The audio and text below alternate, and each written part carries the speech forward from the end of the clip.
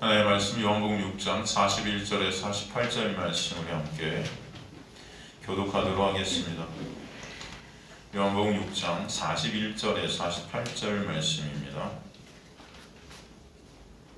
저였으면 저 여러분 교독하도록 하겠습니다. 제가 먼저 41절 읽도록 하겠습니다. 자기가 하늘에서 내려온 떡이라 하심으로 유대인들이 예수에 대하여 수군거려 이르되 요셉의 아들 예수가 아니냐 그 근거를 우리가 아는데 어찌 내려왔다 하느냐. 예수께서 대답하여 이르시되 너희는 서로 수군거리지 말라. 나를 보내신 아버지께서 이끌지 아니하시면 아무도 내게 올 수 없으니 오는 그를 내가 마지막 날에 다시 살리리라. 선지자들에게 그들이 다 하나님의 가르치심을 받으리라 기록되었은즉 아버지께 듣고 배운 사람마다 내게로 오느니라. 이는 아버지를 본 자가 있다는 것이 아니니라. 오직 하나님에게서 온 자만 아버지를 보았느니라. 진실로 진실로 너희에게 이르노니 믿는 자는 영생을 가졌나니. 함께 읽습니다. 내가 곧 생명의 떡이니라. 아멘. 코로나가 아마 되게 확진자들이 많은 것 같습니다. 저희 교회 성도님들도 좀 오늘도 성가대 보니까 하늘이가 혼자 소프라노를 애썼네요. 다들 아프신 분들이 많아서 그래도 또 나으시는 분들도 많고 회복되시는 분들도 많고 잘 또 하나님께서 인도해 가실 줄 믿습니다. 먼저 말씀을 통해서 하나님의 놀라운 은혜를 저희들 보는 그런 시간이 되었으면 좋겠습니다.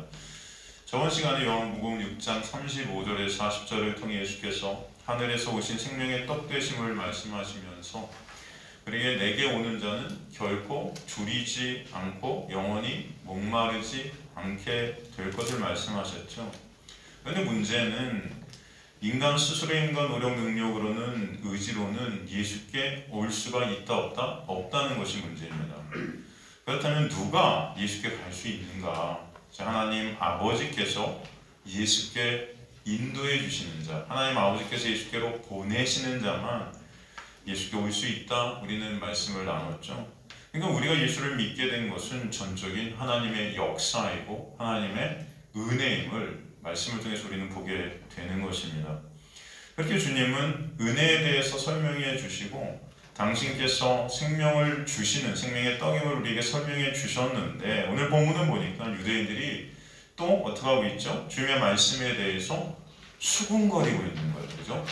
자기가 하늘에서 내려온 떡이라 하심으로 유대인들이 예수께 대하여 수군거려 말씀을 41절에 하는 것을 볼 수 있습니다.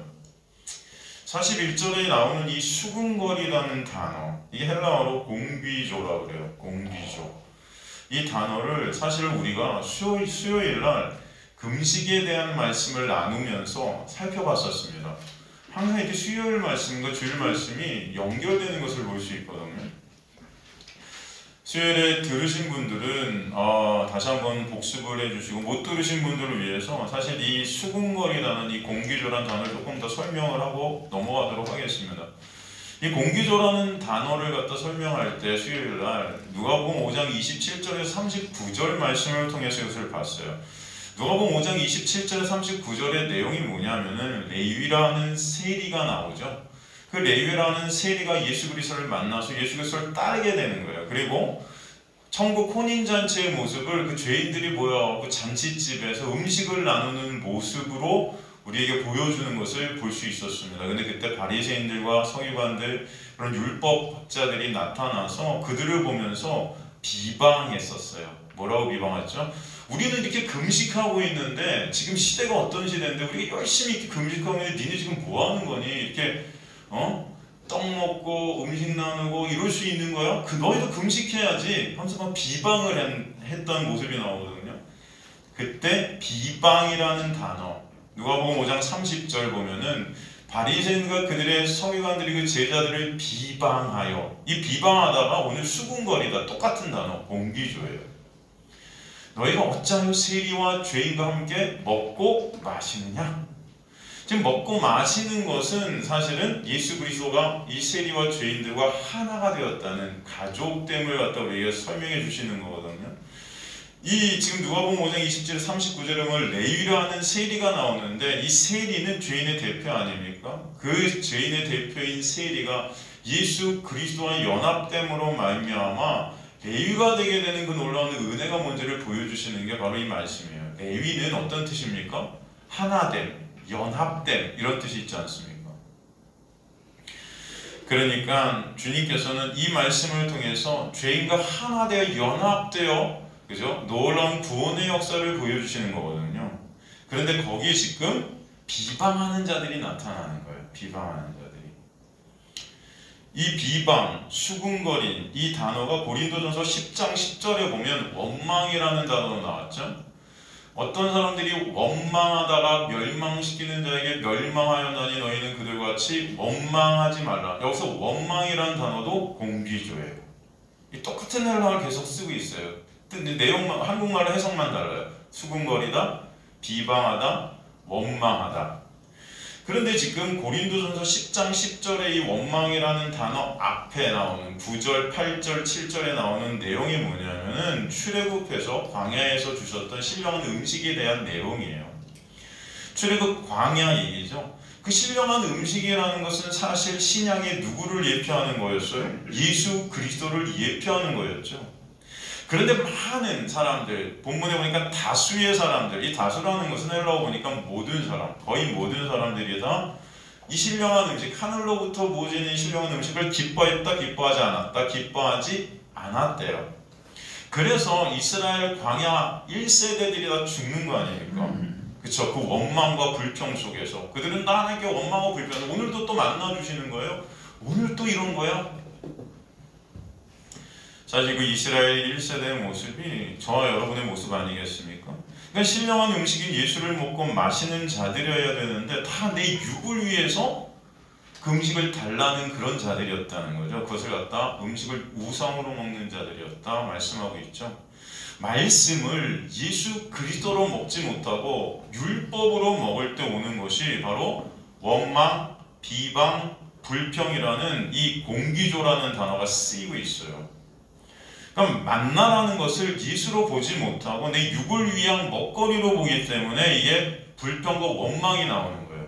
오늘도 또 이런 거 주시는 거예요. 오늘도 내 육을 위해서 예수가 있어야 되는데 그렇지 못하니까 예수가.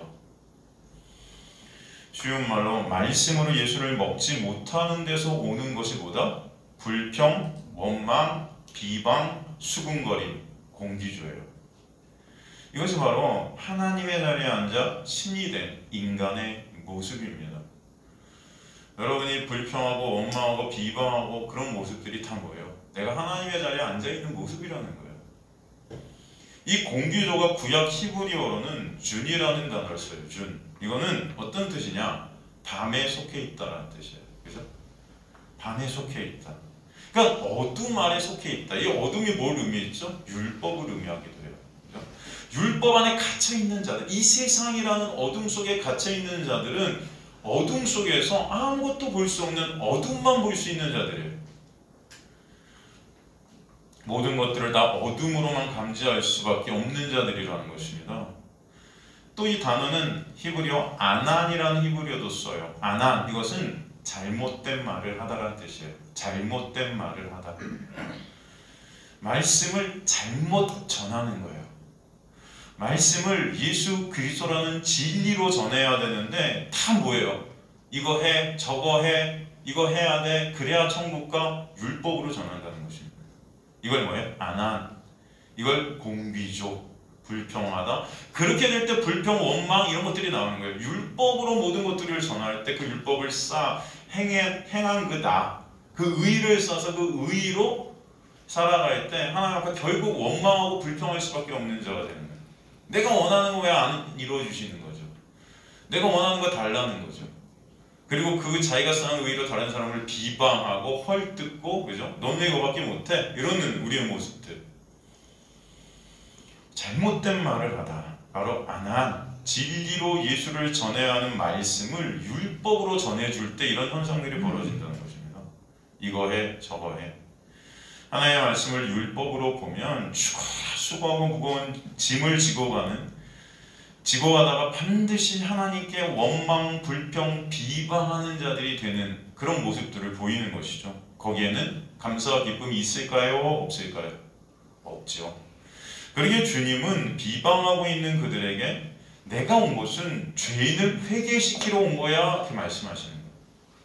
여기서 회개라는 헬라어 단어 여러분 다 아시지 않습니까? 메타노이아. 이게 메타노이아, 메타랑 노이아가 합쳐진 말이죠. 메타는 뭐예요? 다른, 노이아 마음이에요.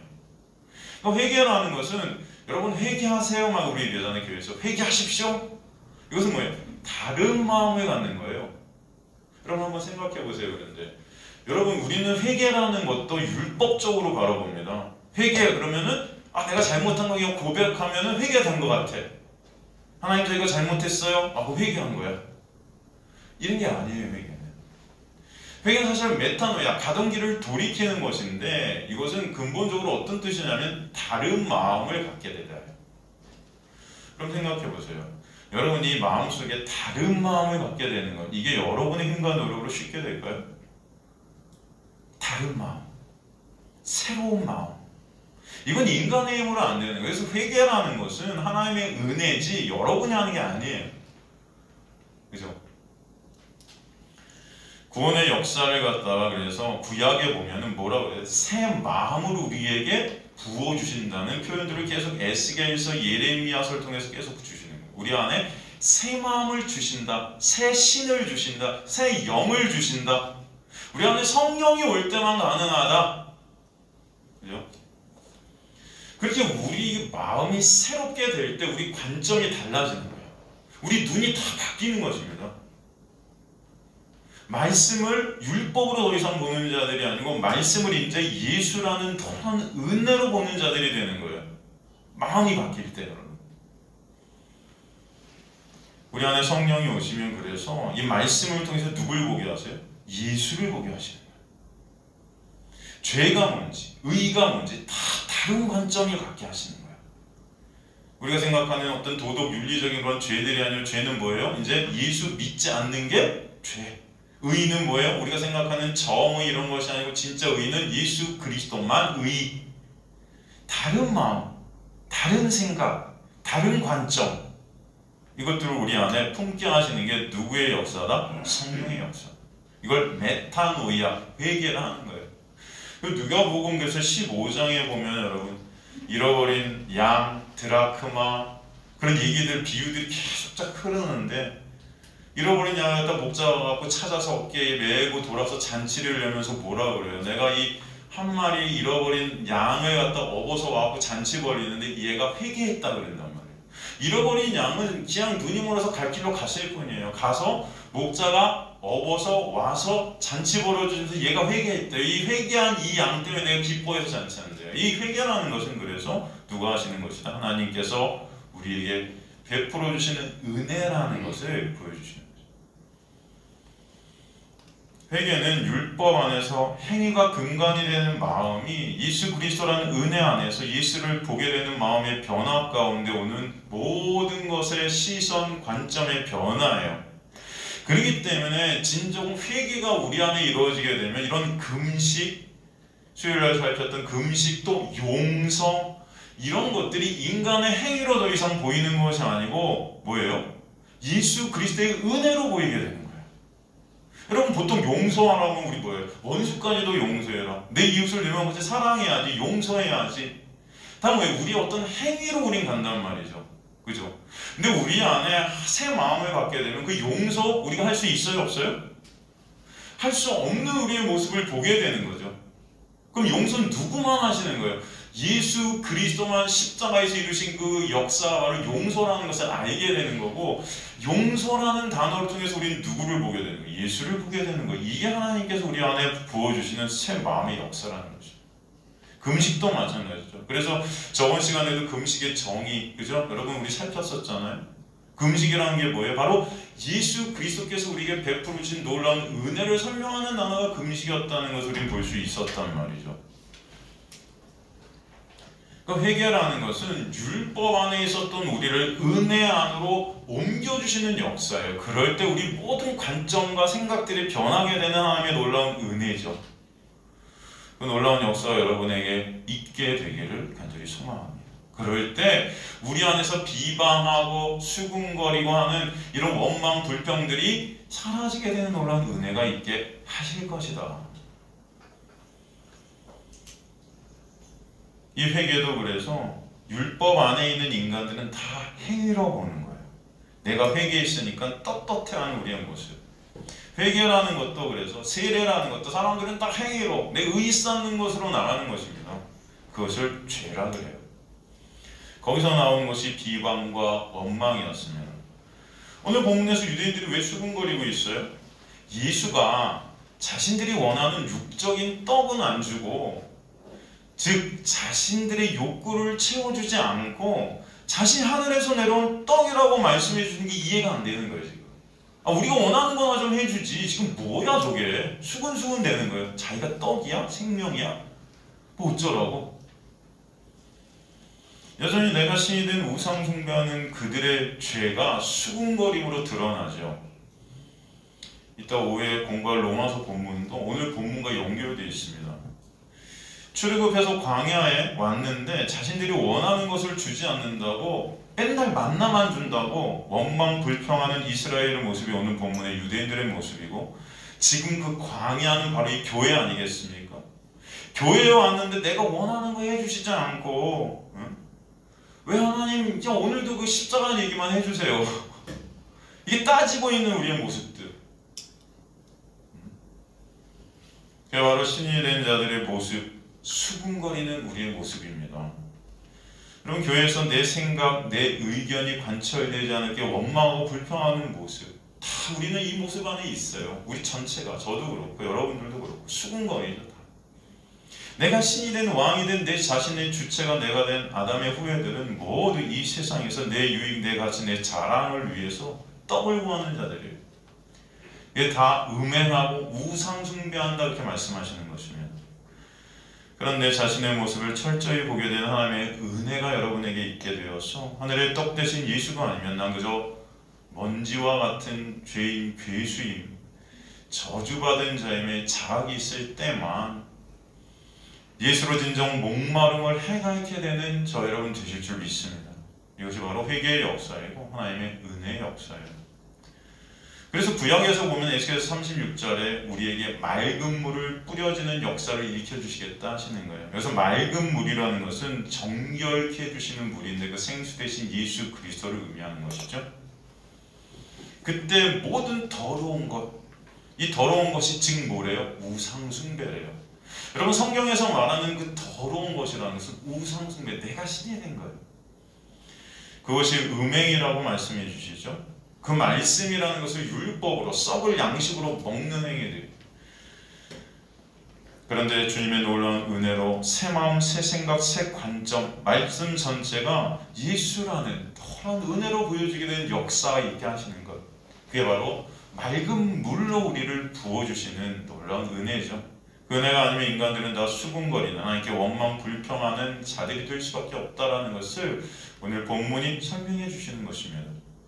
42절에 그런 내가 신이 된 우상 숭배하는 자들은 그저 예수를 눈에 보이는 대로 껍데기로 보는 자들임을 드러내고 있죠. 그래서 42절에 뭐라 그들이 말합니까? 이르되 이는 요셉의 아들 예수가 아니냐. 그 부모 우리가 아는데 자기가 지금 어찌하여 하늘에서 내려왔다 하느냐. 예수를 그저 육적인 모습으로만 보고 있는 거예요. 껍데기로만 보고 있는 거예요. 말씀을 그저 육으로, 껍데기로, 율법으로만 보고 있는 것, 내가 육으로 느끼는 그 신이 내가 아는 신이라고. 말씀에서 말씀하시는 하나님을 우리는 알아야 되는데 우리는 말씀에 관심이 없고 그냥 내가 경험한 그 신, 그 나라는 신을 갖다 잘못 경험하고 있는 거죠. 그 하나님이라고 우리는 그렇게 말하는 것입니다. 그들이 본 그 요셉의 아들, 그 예수? 그게 무슨 생명의 떡이야? 말도 안 돼. 그 목수 아들? 일장우식?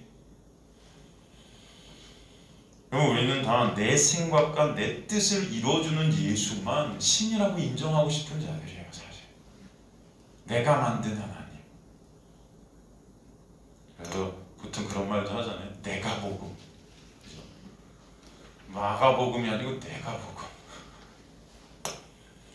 여러분, 자유주의 신학자들은 성경을 그저 껍데기로만 봅니다. 다 행위로만 보는 거예요. 도덕 윤리로만 봐요. 그러니까 성경은 아주 좋은 도덕 윤리 치게 돼요. 자유주의 학자들에게, 신학자들에게는. 그러니까 독일 같은 데서도 이 자유주의 신학자들이 얘기하는 건 다 뭐냐면 다 행함이에요. 이렇게 살자, 사랑하자. 나쁘다는 게 아닙니다. 여러분. 사랑하고 용서하고 하십시오. 근데 그게 인간의 힘으로 안 된다는 것을 우리는 알아야 되는데 그들은 다 그것만 있어요. 긍휼을 내가 베풀자, 내가 예수 되자. 자유주의 신학자들은 그래서 예수 그리스도의 놀라운 은혜가 없고 다 뭐예요? 인간의 행위들로 점철되는 것이죠. 그게 뭐예요? 내 영광 쌓기, 율법이에요. 제가 보면은 자유주의나 율법주의나 은사주의나 사실 도찐개찐 다 인간의 영광 쌓기 안에 들어있어요. 아까도 말씀드렸지만 하나님의 은혜 밖에 있는 인간들은 하나님과 다른 마음을 품을 수밖에 없습니다. 구원은 은혜인데 은혜로만 구원하시는 하나님이 싫은 거예요. 왜냐하면 내 힘과 노력으로 구원을 이룰 수 있다 생각하는 마음이 우리 안에 들어있기 때문이죠. 그래서 수군거림과 원망과 비방과 불평이 나오는 것입니다.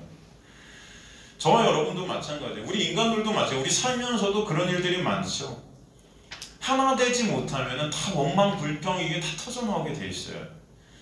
저와 여러분도 마찬가지 아니겠습니까? 제가 여러분에게 설교하는 것과 여러분이 듣고 싶은 설교가 다르면요, 그 설교가 들리질 않아요. 안 그럴까요? 그럼 원망, 수군거림, 불평이 생길까요? 안 생길까요? 생길 거예요. 오늘도 또 예수 은혜, 오늘도 십자가, 아이고. 저는 은혜만 얘기하고 십자가만 얘기하는데 듣는 사람이 은혜가 싫으면 원망, 불평할 수밖에 없어요. 듣는 사람이 설교를 통해 이 세상에서 어떻게 하면 내가 잘 살고 잘 먹게 될까가 목적이 되면 예수 그리스도의 그 십자가의 놀라운 은혜는 감동이 되기는커녕 오늘도 또 그거야? 나랑 이게 뭔 상관이 있다고? 우리 마음속에서 저절로 본능적으로 그것이 일어나게 돼 있다는 것입니다. 그러면 성악도 그래요. 성악이 이제 1:1 도제식 교육 아닙니까? 사실 보면은 스승과 제자가 생각이 다르면 수업이 될 수가 없어요.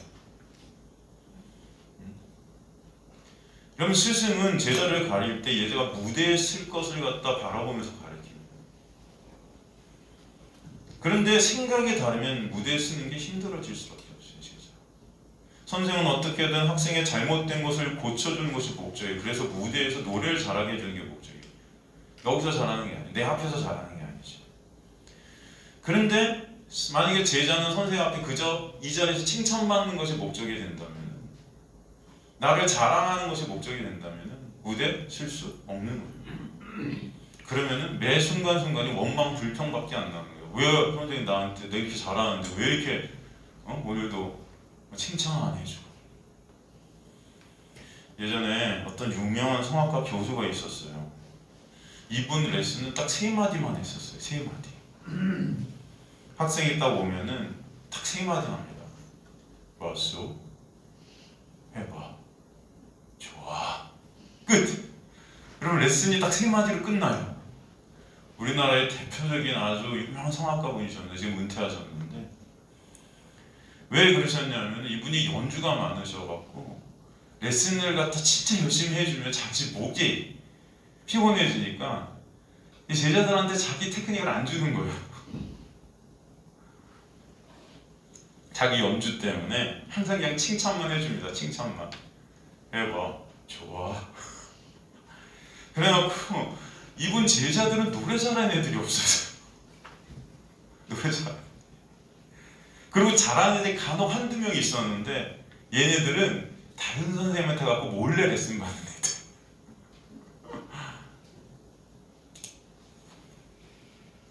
생각이 다르면 여러분 노래가 될 수가 없습니다.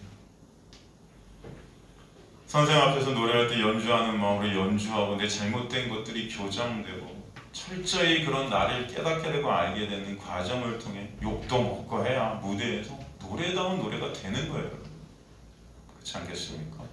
그래서 선생과 학생의 마음이 하나가 돼요. 목적이 어디 있어야 돼요? 무대에 있어야 돼요. 오늘도 내가 레슨에서 무대에서 어떻게 노래할까? 이것들을 갖다 바라보면서 레슨이 되고, 선생도 마찬가지 얘가 어떻게 하면 무대에 갈까?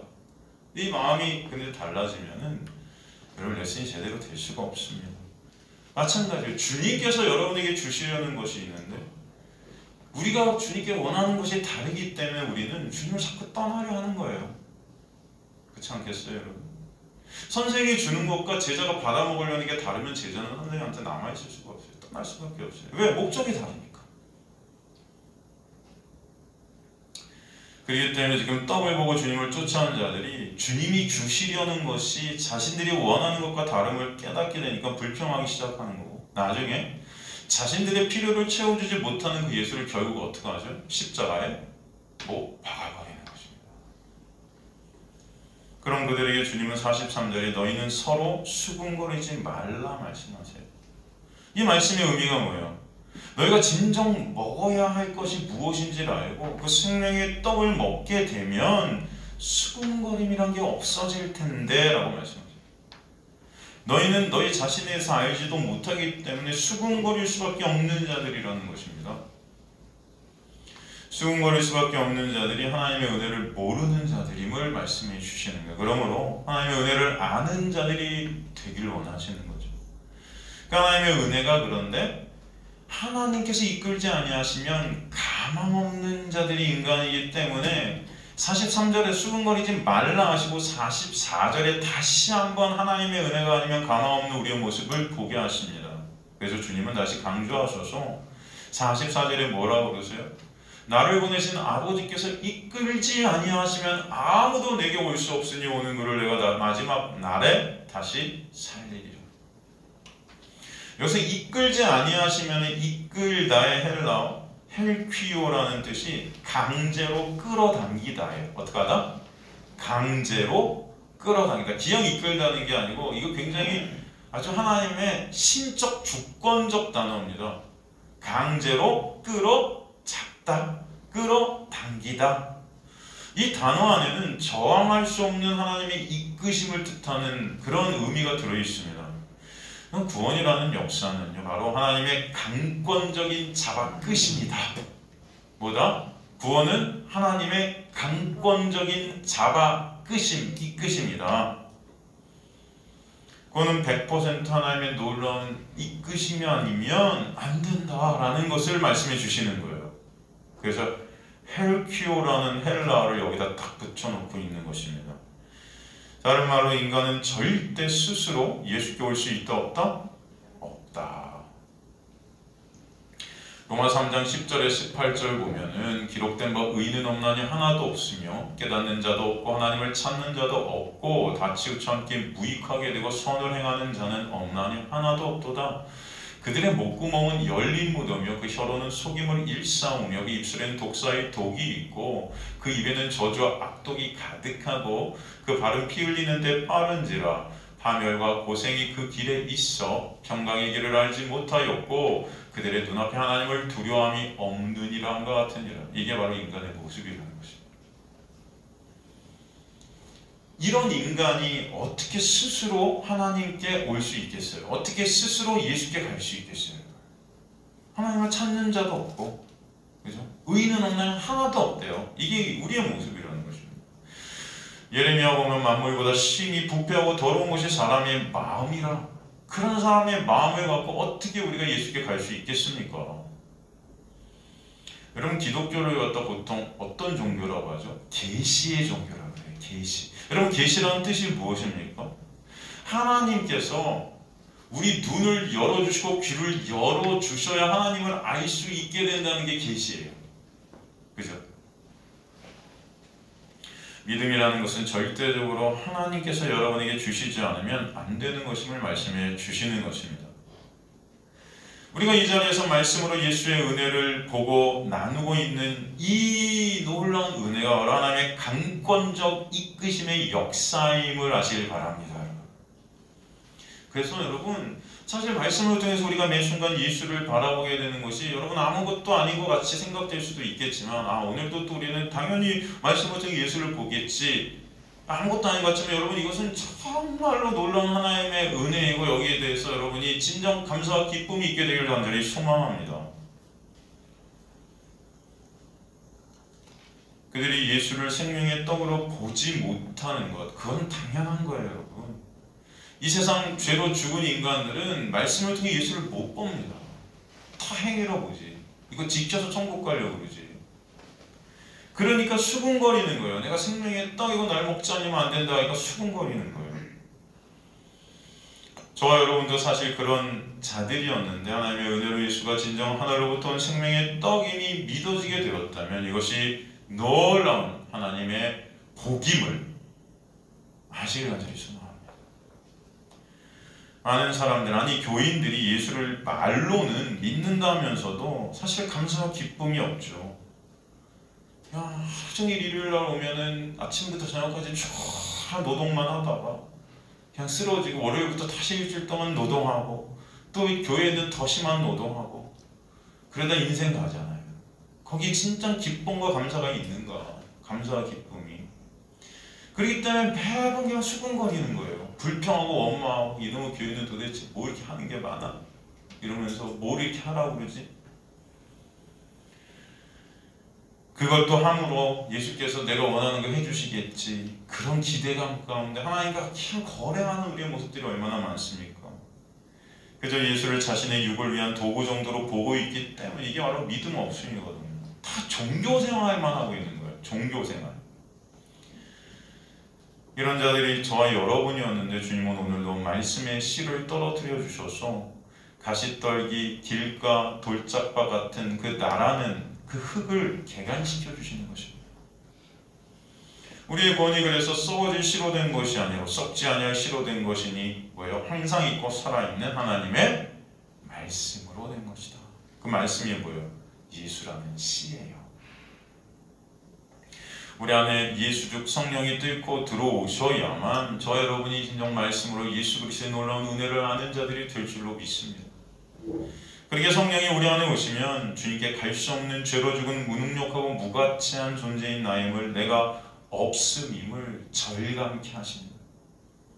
그러므로 우리 안에서 주님 불쌍히 여겨주세요라는 그런 고백이 터져나게 하시는 거죠.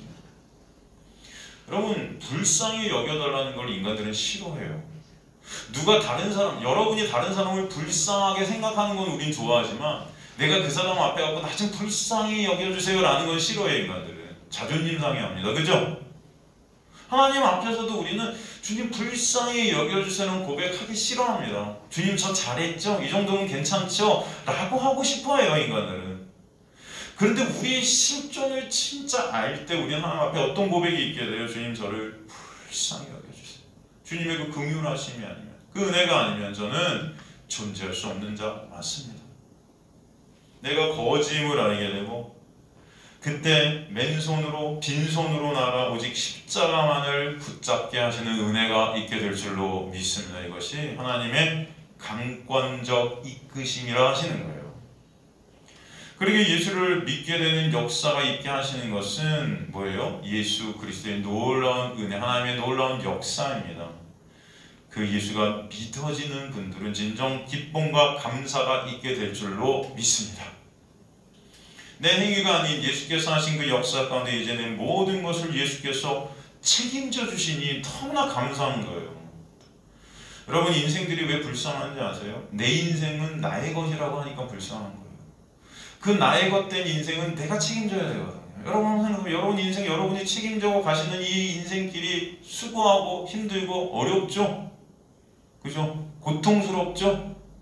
근데 진정 예수 그리스도가 여러분을 이끌어 가시고 예수 그리스도가 여러분의 인생을 다 책임져 주신다, 여러분, 그런 믿음이 여러분 안에 있게 되면은 감사치 않습니까? 내 인생은 누구 것? 나의 것이 아니고 이제 더 이상 나의 것이 아니고 누구 것? 예수 것. 예수가 그렇게 말씀해요. 너 인생은 이제 내 거야 그러시는 거예요. 너는 내 것이야. 내가 너를 지명하고 불렀나니 너는 누구 것? 내 거야. 내가 너를 십자가에서 샀어 그렇게 말씀하신다고요. 그래서 그 사랑에서 끊을 자가 있다 없다? 없다 그러신다고요. 여러분을 그렇게 끌고 가시겠다고, 은혜가 왕노릇하셔서 여러분의 인생길을 끌고 가시겠다. 여러분 그게 너무나 감사한 저 여러분 되시길 간절히 소망합니다. 그렇지 않습니까? 근데 우리는 가만히 보면 매 순간 내 인생은 나의 것 그러면서 내가 나의 길을 끌고 가려고 그렇게 숱하게 수고하고 무거운 짐들을 지고 있는 거예요. 천국도 내 힘으로 가려고. 천국도. 여러분 포기하시기 바랍니다. 포기하는 역사 여러분이 있게 될 간절히 소망합니다. 예수께 맡겨지게 되는 놀라운 은혜가 여러분에게 있기를 간절히 소망합니다. 그렇죠? 그래서 여러분 인생들이 불쌍한 거예요. 성도는요, 예수께서 책임져 주시는 자예요. 그리스도의 지체가 된 자들이에요. 머리는 예수, 우리는 그의 몸, 그 머리가 이끄는 대로 우리 몸은 가는 거예요, 여러분. 그죠? 이제 우리 생각과 우리 뜻, 우리 모든 것들은 예수라는 머리 안으로 다 함몰되어진 것입니다. 그래서 예수의 생각, 예수의 뜻대로 우린 그저 가게 되는 은혜가 있게 되는, 이게 원망, 불평, 비방에서 자유케 된 자들이에요. 그 은혜가 왕노릇해서 이끌어 가심이 믿어지는 저 여러분 되시길 간절히 소망합니다. 믿음으로 살라는 것은 이 은혜로 살라는 거예요. 이 은혜를 잊지 말라는 것입니다. 주님은 그래서 45절에 또 말씀하세요. 선지자들의 글에 그들이 다 하나님의 가르치심을 받으리라. 여기서 그들은 누구죠? 그들은 하나님께서 강권적으로 예수께 끌고 온 택함 받은 하나님의 자녀들이죠. 그죠? 그들이 다 하나님의 가르치심을 받으리라 말씀하세요. 45절에. 그죠? 이 말씀이 선지자들의 글에 있다 이렇게 말씀하신 것은 이사야서 54장 13절을 인용한 것입니다. 이사야서 54장 13절을 보면요, 내 모든 자녀는 여호와의 교훈을 받을 것이니 내 자녀에게는 큰 평안이 있을 것이며, 이 말씀을 헬라어 70인역 번역으로 직역을 하면 내 모든 자녀의 내는 사실 가로치 없습니다. 모든 자녀를 여호와가 가르치겠고 이렇게 돼요. 모든 자녀를. 그러니까 하나님께 이끄심을 받은 자들은 하나님의 가르치심을 받는 자다. 그들이 바로 하나님께서 창세전에 택하신 하나님의 자녀들이다. 하나님의 은혜를 입게 되는 자녀들이다 말씀해 주시는 거죠. 이 구절은 사실 어떤 것을 하나님께 직접 배운다는 의미보다는 사실은 하나님과의 관계를 설명하는 것입니다. 관계. 뭘 설명한다? 관계. 그럼 모든 자녀의 히브리어 콜 마나이크라는 것은 직역을 하면 하나님의 아들들이에요. 아들들. 구원받은 하나님의 백성을 의미하지 않습니까? 이 구절 앞뒤의 구절이 예루살렘 성의 회복과 하나님과의 영적인 관계의 회복을 말씀해 주시거든요. 그러므로 13절에서 하나님께 그들을 가르치고 그 가르침을 받은 자들, 그 자들이 샬롬, 즉 참 평강 안에 있게 된다. 여기서 평강은 누구를 의미하냐면 예수 그리스도고 샬롬의 주체, 예수 안에 있게 되는 은혜가 있게 하신다 말씀하시는 거예요. 그 결과 14절에 너는 공의로 설 것이며 학대가 내게서 멀어질 것인즉 내가 두려워하지 아니할 것이며 공포로 내게 가까이 하지 못할 것이라. 공의가 설 것이며 라고 번역이 되어 있는 히브리어 원어는 새롭게 세워지게 될 것이며 라는 뜻이에요. 어떻게 된다? 새롭게 세워진다. 새로운 피조물이 되게 하실 것이다. 누구 안에서? 예수 안에서. 그리고 당연히 그 예수 안에서 학대와 공포가 사라져요. 학대, 메오셰크라는 히브리어는 압박, 억압이라는 뜻입니다. 학대 이렇게 쓰였지만 이것은 율법으로부터 오는 그 압박과 억압을 의미하는 단어예요. 그리고 뭐예요? 학대, 또 두려워함, 공포, 이게 다 율법 안에 묶여있을 때 인간들에게 찾아오게 되는 그런 단어들이에요. 예수 안에 있는 자들은 결코 뭐가 없나니? 정죄함이 없나니. 그죠? 로마서 8장 말씀 아닙니까? 이 아버지께서 가르침을 받은 자, 즉 아버지께 듣고 배운 자들이 예수께 온다는 말씀은 44절에서 아버지께서 이끄신 자들이 예수께 오게 되는 것을 강조해서 구체적으로 지금 설명해 주시는 말씀인데, 여기서 듣고 배운 자들, 이 배운이라는 마돈이라는 이 히브리어는 경험하다, 이해하다. 그러니까 말씀을 듣고 귀가 열리고 눈이 열려 예수 그리스도를 경험케 되고 예수 그리스도를 알게 되는 은혜를 갖다 설명해 주는 거예요. 성경은 그래서 우리에게 뭐라고 말씀하죠? 들을 귀 있는 자가 들을지어다. 들을 귀는 누가 주셔야 돼요? 예수께서, 성령께서, 하나님께서 우리에게 주셔야 되는 거예요. 그 귀를 주시는 분이 누구다? 하나님이다. 고린도서 1장 22절부터 24절을 보면요, 유대인은 표적을 구하고 헬라인은 지혜를 찾으나 우리는 십자가에 못 박힌 그리스도를 전하니 유대인에게는 껄에 끼는 것이요 이방인에게는 미련한 것이로기에 오직 부르심을 받은 자들에게는, 부르심을 받은 자들, 하나님의 자녀들에게는 유대인이나 헬라인이나 그리스도는 하나님의 뭐다? 능력이고 하나님의 지혜다. 오직 부르심을 잊은 자들. 부르심을 입었다는 것이 바로 하나님께서 당신의 택한 백성들을 예수께로 끌고 가신다는 신적 부르심을 설명하는 것입니다. 주님은 오늘도 말씀을 통해 예수께서 우리를 이끌고 가심을 알길 소망하세요. 이 자리가 하나님의 주권적인 은혜가 부어지는 자리임을 보게 하십니다. 여러분이 지금 이 말씀의 자리, 여러분이 있는 이 말씀의 자리가 하나님의 은혜의 자리임을 성경을 통해서 또 알 수 있는 거예요. 성령은 말씀을 검으로 쓰시죠. 에베소 6장 17절 보면 성령의 검, 곧 하나님의 말씀이다 이렇게 말씀하세요. 성령은 말씀을 검으로 쓰셔서 홍과 및 골수와 관절을 쪼개신다. 우리 폐부를 들추어내시는 거예요. 우리 안에 있는 것들을 갖다 다 들추어내서 우리가 어떤 자들인지 보여주신다는 것입니다. 그리고 그런 우리를 예수 그리스도의 은혜만을 의존하는 자리로 가게 하시겠다. 여러분 사도행전 17장 10절에서 12절 보면은 밤에 형제들이 곧 바울과 실라를 베레아에 보내니 그들이 이르러 유대인의 회당에 들어가니라. 베레아에 있는 사람들은 데살로니가에 있는 사람들보다 더 너그러워서, 그래서 너그러워서라고 표현된 이 헬라어가 사실 유전적으로 하늘로부터, 이것은 우리의 실력이 아니고 인간의 실력이 아니고 하나님의 놀라운 은혜를 설명하는 거예요. 너그러워서 간절한 마음으로 말씀을 받게 되고, 이것이 그러한가 하여 날마다 성경을 상고함으로 그 중에 믿는 사람이 많고 또 헬라의 귀부인과 남자가 적지 아니하나. 여기서 말씀을 받고의 헬라어 테크마이는 말씀을 받고가 아니고 사실은 직역을 하면 말씀이 기쁨이 되다라는 뜻이에요. 뭐다? 말씀이 기쁨이 되는 거예요. 말씀을 받고가 말씀이 뭐다? 기쁨이 되다. 왜 말씀이 기쁨이 될까요? 여러분 진짜 말씀이 기쁘세요? 말씀을 읽을 때 기쁘세요? 졸리세요? 이런 질문을 드리면 또 그래서 찔림이 있겠죠? 여러분 레위기설 보면서도 기쁘세요? 졸리세요? 민수기설 보면서도 기쁘세요? 졸리세요? 이 말씀이 왜 기쁨이 돼요, 여러분? 여러분 레위기설을 갖다가 그냥 껍데기로 율법으로 보면은 졸려요. 근데 레위기서 말씀 하나하나가 다 누굴 가리켜요? 예수 그리스도를 가리키는 것을 보게 되면 이게 기쁨이 돼요. 그 은혜를 갖다 우리가 설명해 주시는 거예요. 은혜를. 여기서 말씀을 받고라는 것은 이 말씀을 율법이 아닌 예수로 보게 되는 은혜를 설명해 주신 거예요. 이 단어가. 그리고 그 말씀을 어떻게 한대요? 상고한다고 그러죠. 이건 뭐냐면은 이것이 정말 예수인지 그러한가 날마다 말씀을 상고하다.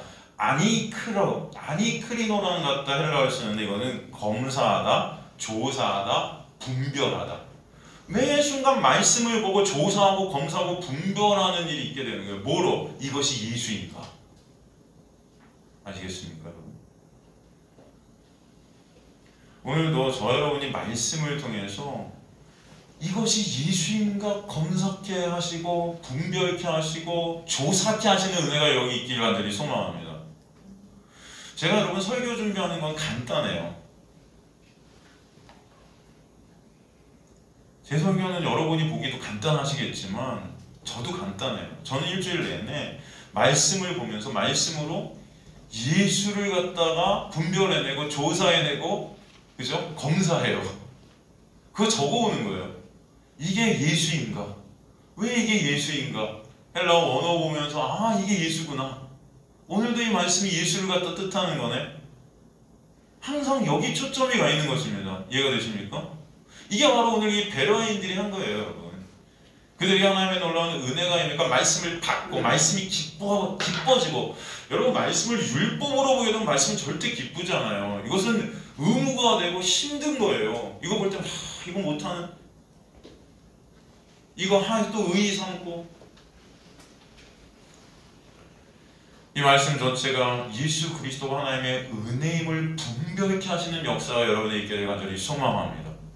오늘도 이 자리가 그 자리인 거예요. 가만히 저도 생각해 보면요, 제 삶 가운데 제가 즐거워하고 좋아하고 기뻐하는 것들이 있어요. 제가 진짜 즐거워하고 저 기뻐하는 게 여러분 뭘까요? 일단 노래하는 거 좋아요. 지금도 연습을 안 하면 목에 가시가 돋는 것 같아서 매일 연습하려고 하는데 안 돼요. 잘 노래하는 거 좋아요. 그 다음에 또 좋아하는 게 뭐냐면 책 읽는 거 정말 좋아요. 소설책, 수필, 여러 가지 책들을 이렇게 보는 게 너무 좋아요. 저는 그 시간이. 또 어떤 시간이 좋냐면 지금은 코로나 때문에 내가 못한 지 오래됐지만 스파링 하는 거 정말 좋아요. 의도 터질 때 내가 이렇게 겸손해져야 되겠구나 깨닫게 되는 그 시간. 복싱 정말 좋고요. 그 다음에 또 진짜 좋은 게 저는 바이크를 진짜 좋아하잖아요. 오토바이. 저는 오토바이 엔진 소리를 들으면 심장이 뛰어요. 여러분은 이해 못하시겠지만 그냥 이상한 놈이라고 생각하시겠죠. 저런 이상한 목사. 그리고 저는 오토바이 엔진 오일도 제가 다 알아요. 시간도 많다. 별로 안 걸리니까 걱정하지 마세요. 엔진 오일도 제가 걸면서 엔진 오일 딱 바꿨을 때 그 엔진 소리를 들으면서 굉장히 저는 기뻐합니다. 그런데 여러분 제가 이렇게 생각해 보잖아요. 그럼 그 많은 제가 좋아하고 즐거워하고 기뻐하는 것들인데 진짜 기뻐하는 게 뭔지 아세요, 여러분? 말씀을 통해 예수를 찾아내는 거, 이게 정말 기뻐요. 이게 가장 기쁩니다. 이거 안 하면은 여러분 하루가 무의미한 것 같은 느낌이 들어요. 이해가 되세요, 여러분? 다른 거 좋아하는 것들도 있겠죠. 여러분 삶 가운데 좋아하는 것들이 있을 거예요. 뭐 취미도 있고 그죠. 하지만 진짜 같이 된 거, 진짜 좋아하는 거, 진짜 기쁜 게 이 말씀이 되길 간절히 소망합니다. 그러니까 하나님께서 저를, 물론 그것이 우리 힘과 노력이 아니고 하나님의 놀라운 은혜라는 것입니다. 말씀을 통해서 예수를 보게 하시는 은혜, 말씀이 기쁘게 되게 하시는 놀라운 역사, 그죠 여러분? 복음이 뭔지를 알게 되는 놀라운 역사를 알 때마다 주님 맞아요. 주님 아니면 저는 그저 쓰레기 같고 먼지 같은 없음인데 오늘도 말씀을 통해서 예수 그리스도의 은혜가 아니면 안 되는 저를 보게 하시니 너무 감사하고 너무 기뻐. 그 은혜를 갖다 조금이라도 알게 하시니 너무 감사합니다. 이 말씀을 통해 예수를 보게 될 때마다 너무 신기하고 너무 놀랍고 너무 즐겁고 너무 기쁜 그런, 여러분이 느끼지 못하는, 여러분은 느끼시겠지만 죄송합니다. 그 안에 그런 감동들이 얼마나 있는지 몰라요. 그래서 힘들고 어렵지만 하루에 몇 시간씩 글을 쓰는 거예요. 하나님께서 하시는 은혜임을 저는 믿습니다. 그죠? 사도행전 18장 5절도 보면은 실라와 디모데가 마게도냐로부터 내려오며 바울이 하나님의 말씀에 붙잡혀, 이렇게 되어 있거든요. 붙잡혀. 이 붙잡히다는 시네코라는 말씀이 말씀이 그를 포위하다. 말씀이 여러분을 딱 포위해버렸다. 그리고 또 하나, 이 시네코라는 말씀은 헬라어는 연합되어지다. 연합되어, 말씀과 여러분이 하나가 된대요.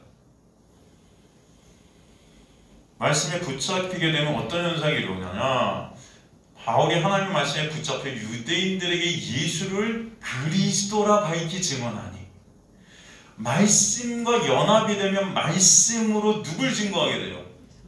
그리스도를 증거하게 돼요. 그러니까 말씀을 통해 누굴 보게 된다는 거예요? 그리스도 예수를 보게 된다는 거예요. 이해가 되시죠? 바로 예수가 아니면 구원은 없음을 깨닫게 하시는 거예요. 사도행전 20장 32절도 보면 지금 내가 여러분을 주와 및 그 은혜의 말씀에 부탁하노니, 어떤 말씀? 은혜의 말씀에 부탁한대요. 그래서 부탁하다는 파라티템이라는 헬라어는 넘겨주다. 은혜의 말씀 안으로 여러분을 넘긴대요. 그 말씀이 일하신다는 거예요. 그 말씀이 주원, 든든히 세우사, 이게 든든히 세우사 이렇게 해석을 했지만 오이코도메오라는 이 말씀은 다시 건축하다예요. 허물어뜨리고 재건축을 한다는 것입니다. 이해가 되시죠?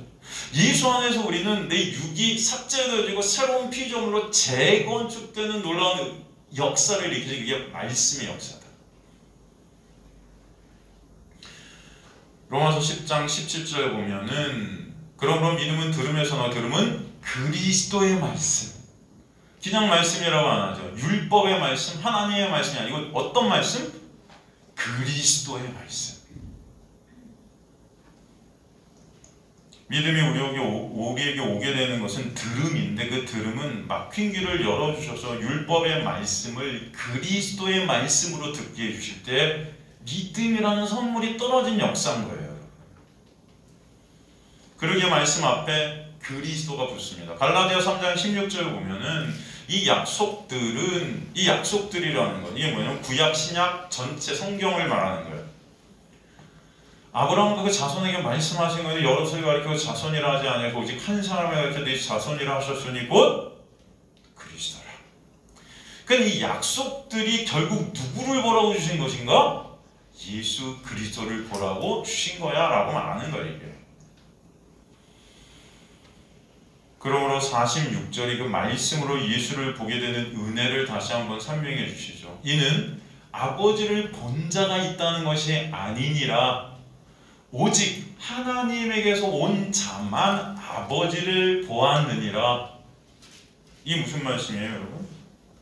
그러니까 하나님의 가르치심을 받고 듣고 배운 자가 직접 하나님을 보았다는 그런 말씀이 아니라 이 46절에 쓰인 맨 앞에 쓰인 헬라가 에이메라는 헬라가 쓰였는데 이 에이메는 뭐뭐 외에는 이런 뜻이거든요. 그러니까 하나님께로부터 온 자가 아니면 하나님을 보지 못한다는 것을 강조해요.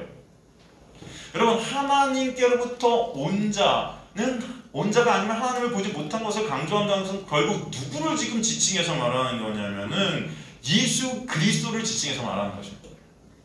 그러니까 예수만 아버지를 봤다 강조하는 거예요. 그래서 보았다는 헬라어 헤오라케는 호라오의 3인칭 단수 능동태 완료거든요. 그것은 깊은 교제 가운데 서로 경험케 하셨다. 죄된 모든 인간은 하나님을 보면 다 어떻게 돼요? 죽을 수밖에 없어요. 그런데 하나님을 본 자, 바로 예수 그리스도 안에서 우리는 하나님께 갈 수 있다는 것을 설명해 주시는 거예요. 그러므로 45절에 하나님의 가르침을 받았다는 의미는 다시 말해서 하나님이신 예수 그리스도를 말씀을 통해 보게 되며 믿음을 선물로 받아 그리스도를 영접게 되는 은혜를 통해 예수 안에 우리가 거하게 될 때 그 예수 안에서 하나님을 보게 되고 알게 되고 하나님께 나아가게 되는 놀라운 역사가 있게 될 것이다. 그 자들이 창세전에 택함받은 자들이고 아버지께 듣고 배운 자들이며 예수께 오게 된 자들이라는 거예요. 그렇게 하나님의 은혜로 말씀으로 예수를 보게 된 자들이 예수 안에서 다시 참 하나님을 배우게 되고 하나님의 영광을 예수 그리스도를 통해 알게 되고 보게 된다. 그들이 바로 믿음을 선물로 받아 믿음 안에 거하게 된 참 생명인 영생을 소유하게 된 자들이며 바로 생명의 떡 대신 예수를 먹게 된 예수와 연합된 자들임을 47절 48절이 결론적으로 말씀합니다. 선지자의 글에 그들이 다 하나님의 가르침을 받으러 기록된 자 아버지께 듣고 배운 자가 내게로 오느니라 내가 곧 생명의 떡이니라. 여러분 인간의 어떤 행위로도 참 생명을 소유할 수 없고 오직 예수를 믿는 믿음 안에서만 참 생명인 영생이 있음을 우리에게 설명하시죠. 진실로 진실로 너에게 이르니 믿는 자는 영생을 가졌나니 내가 곧 생명의 떡이니라. 그에게 믿음을 선물로 주셔서 구원은 전적인 하나님의 은혜임을 알게 해주시는 거예요.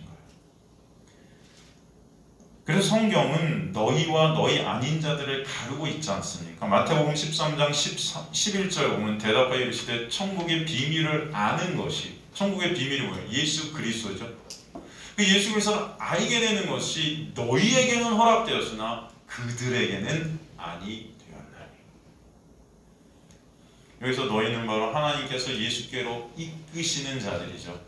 하나님께서 이끄시는 천국의 비밀을 알게 된 자가 예수 안에서 예수가 믿어지게 되고 영원한 참 생명 안에 있게 된 자들이라 설명해 주시는 것입니다. 주님은 당신의 백성들에게 말씀을 주세요. 성경은 누누이 말하지만 성도들에게 주어지는 거라고 제가 그랬죠. 그 말씀을 통해 구원을 얻는 것이 아닌 구원의 그 놀라운 은혜를 알게 하시고 구원의 즐거움을 회복시켜 주시는 거예요. 말씀을 진정 즐거워하는 자 되게 하신다. 말씀이 육신이 되신 예수 그리스도를 즐거워하는 자, 그 예수를 통해 하나님을 즐거워하는 자 되게 하신다는 거예요. 그래서 여러분을 지으신 목적이 뭐예요? 웨스트민스터 신앙고백 제1조 1항이 뭐예요? 하나님의 영광, 그리고 곧 그것은 하나님을 어떻게 하는 자다? 즐거워하는 자다. 돈을 즐거워하고 게임을 즐거워하고 다른 인생의 우리 육이 원하는 것들을 즐거워하는 자가 아니라 이 말씀이 즐겁게 되고 말씀이 보이는 예수 그리스도를 진정 기뻐하는 자들이 되고, 그죠? 하나님을 두려워하는 자들이 아니라 진정 하나님을 사모하는 자들이 되고 기뻐하는 자들이 되고 즐거워하는 자들이 되게 되는 은혜, 그 은혜가 여러분에게 있게 될 가지를 소망합니다. 그래서 이 말씀의 자리가 여러분 귀하고 가치 있는 자리고, 여러분이 말씀에 하나님의 놀라운 은혜가 임하면 열심히 있게 하시는 거예요. 여러분에게 공동체를 허락하신 이유도 마찬가지예요. 이 공동체 이 안에서 여러분 부대끼면서 뭐예요? 우리의 실존을 보게 하시는 거예요.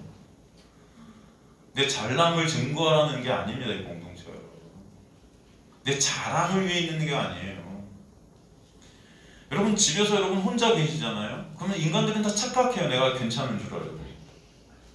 사람들이 여러분 부대껴 봐야, 그죠? 나만 아는 나, 그죠? 나밖에 모르는 내가 주인된 이기주의의 최고봉인 나를 깨닫게 해요. 헌금하면서도 의쌓고 있는 나, 돈밖에 모르는 날 보게 하시고, 헌금 안 하는 나를 또 보게 하셔서 교회를 사랑하는 쥐뿔, 나만 사랑하는 나임을 보게 하시고, 봉사, 충성, 헌신하게 하면서 얼마나 사람의 눈으로 의식하는 나를 보게 하시고, 내 칭찬, 내 자랑, 내 인정을 추구하는 나인지 남을 이용해 먹으려고 하는 자인지를 또 보게 하시고, 받기만 좋아하는 나의 모습, 생색내기 좋아하는 나의 모습을 또 보게 하시고, 내가 얼마나 놀라운 악당인지 보게 하신다. 그래서 여러분 공동체로 부르셨음을 아시기 바랍니다.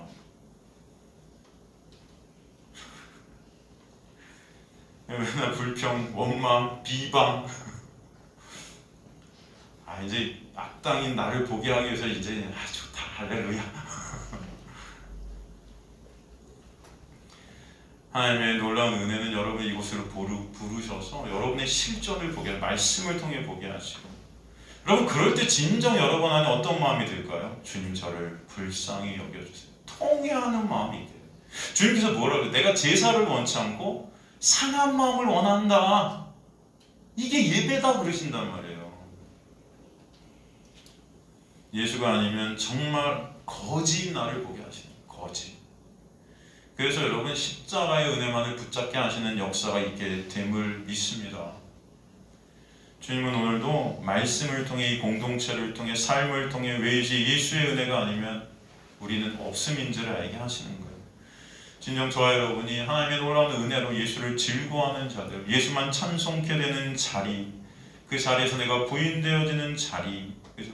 예수만을 온전히 붙잡게 되는 그 자리, 그 예수만 생명의 떡임을 알게 되는 그 자리에 있게 되길 간절히 소망합니다. 바로 이들이 하나님께서 예수께로 이끄시는 창세전에 택함 받은 하나님의 백성들임을 믿습니다. 우리 교회 말씀 고린도후서 4장 여러분 다 아시잖아요. 이걸 읽으면서 우리 한번 마칠까요? 고린도후서 4장 6절 보면은 어두운데 빛이라 말씀하셨던, 우리 한번 같이 읽고 마치죠. 시작. 어두운데 빛이라 말씀하셨던 그 하나님께서 예수 그리스도의 얼굴에 있는 하나님의 영광을 아는 빛을 우리 마음에 비추셨느니라. 7절 이 보배를 질그릇에 가졌으니 이는 심히 큰 능력은 하나님께 있고 우리에게 있지 아니함을 알게 하려 함이라. 그죠? 알게 하려 하는 거예요. 8절 우리가 사방으로 우겨싸움을 당하여도 쌓이지 아니하며 답답한 일을 당하여도 낙심하지 아니하며 박해를 받아도 버림받지 아니하며 거꾸로 찌름을 당하여도 망하지 아니하고 우리가 항상 예수의 죽음을 몸에 짊어지면 예수의 생명이 또한 우리 몸에 나타나게 하려 함이라. 여러분 이런 상황에 있어도 이런 자들이 아니래요. 여러분 그러니 얼마나 감사해요. 그러니까 좀 넉넉하게 사세요. 그죠? 그냥 내꺼 막 이러지 마시고 여러분 이 은혜가 여러분에게 있는데 얼마나 우겨싸움을 당해도 우리는 이제 감사한 거예요. 다 예수 때문에. 11절 우리 살아있는 자가 항상 예수를 위하여 죽음에 넘겨지면 예수의 생명이 또한 우리 죽을 육체에 나타나게 하려 함이라. 그런즉 사망은 우리 안에서 역사하고 생명은 너희 안에서 역사하느니라. 기록된 바 내가 믿었으므로 말하였던 것 같이 우리가 같은 믿음의 마음을 가졌으니 우리도 믿었으므로 또한 말하노라. 주 예수를 다시 살리신 이가 예수와 함께 우리도 다시 살리사 너희와 함께 그 앞에 서게 하실 줄을 아노라. 이는 모든 것이 너희를 위함이니 많은 사람의 감사로 말미암아 은혜가 더하여 넘쳐서 하나님께 영광을 돌리게 하려 함이라. 그러므로 우리가 낙심하지 아니하노니 우리의 겉사람은 나이가 지나 우리의 속사람은 날로 새로워지도다. 우리가 잠시 받는 환난에 경한 것이 지극히 크고 영원한 영광에 중한 것을 우리에게 이루게 함이니 우리가 주목하는 것은 보이는 것이 아니요 보이지 않는 것이니 보이는 것은 잠깐이요 보이지 않는 것은 영원함이니라. 아멘. 이 은혜가 여러분에게 있음을 아시기 간절히 소망합니다. 보이지 않는 그 하늘나라 예수 그 은혜, 이것이 여러분의 가장 큰 즐거움과 가치와 기쁨이 되게 하실 줄 믿습니다.